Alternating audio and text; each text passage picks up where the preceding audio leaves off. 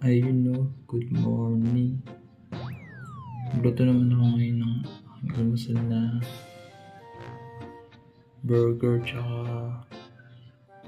hotdog at yung natira kagabi na San Marino tuna. Initin ko lang din. Hindi na kasi ako nakapagapo ng kagabi, nakatulog na ako agad. Kaya yung umaga kakain siyempre. Hanggang ba? Yun. Burger patty pala yun, hindi pala burger. Kasi alam ko na tawag yun eh. Tsaka yung parang ewan ko ang tawag sa isa na yun. Luncheon meat pala. Yung hotdog. Isa lang. Kaya walang kakain mag-isa yun eh. Yung binubuksan ko na. Bili lahat dyan. Pasensya niyo na nga palang ingay ng manok dito kasi sa umaga. Ako nag-voice ako pero ang iingay. Ako nainis nun. Adobohin ko yun. Yung pinapayin ko na pala yung kawali dyan. Yung ako na ng mantika. Pero na yung kapipratuin yung burger patty. Isa lang yan. Ako lang na magkakain pa eh.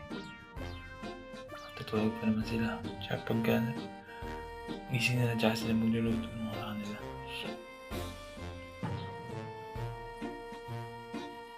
Nanigit pa ngayon sa gilid. Mabilis lang naman paborito eh. Kaya ayan, luto ko na agad.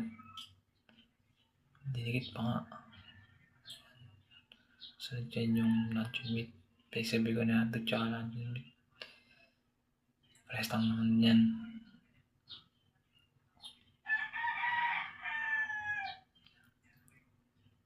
Pero pakakaprito ko para medyo crispy yung gilid-gilid pa.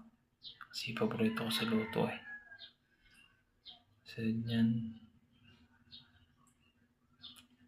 Yan ang biniprito ko. Tamang hintay lang.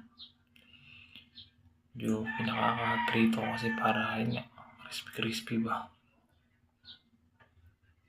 Luncheon meat malapit na luto yan. Yung saktong pirito lang para lambot pag hindi sa titigas yung pagkasinagad sa pirito. Linipis pa.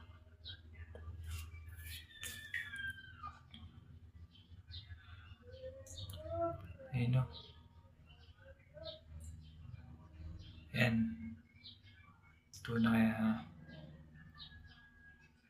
makakakain na ako yan. So meron pa pala mga San Marino ako nakita dyan sa rep.